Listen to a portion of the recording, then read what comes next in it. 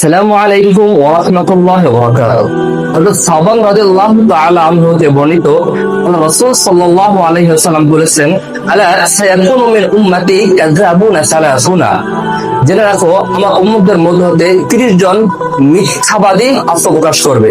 কুল্লুহুম ইয়াজআমু আন্নাহু নাবিয়্যুন, প্রত্যেকেই দাবি করবে যে সে নবী।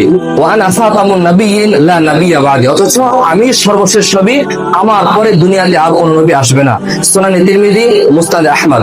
হযরত আবু হুরায়রা রাদিয়াল্লাহু তাআলা আনহু হতে বর্ণিত, আল্লাহ রাসূল সাল্লাল্লাহু আলাইহি ওয়াসাল্লাম বলেন, ইন্না মাসালি ওয়া মাসালাল আমবিয়া'i মিন ক্বাবলি কামাসালি রাজুলিন, নিশ্চয় আমার এবং পূর্ববর্তী নবীদের দৃষ্টান্ত ওই ব্যক্তির মতো, বানা বাইতান ফাহসানাহু ওয়া আজমালাহা, এই ব্যক্তি অত্যন্ত সুন্দর রূপে একটি ঘর নির্মাণ করলো। ইল্লা মাওদিআ লাবিনাতিন মিন জাওিয়া, তবে ঘরের একটি কোণে ইটের জায়গা সে শূন্য রাখলো। ফাজআলান নাসু ইয়াকুফুনা বিহি ওয়া ইয়াতাআজ্জাবুনা লাহু, আর মানুষ উক্ত ঘরটিকে ঘুরে ঘুরে দেখতে লাগলো এবং তার সৌন্দর্য দেখে আশ্চর্যান্বিত হতে লাগলো।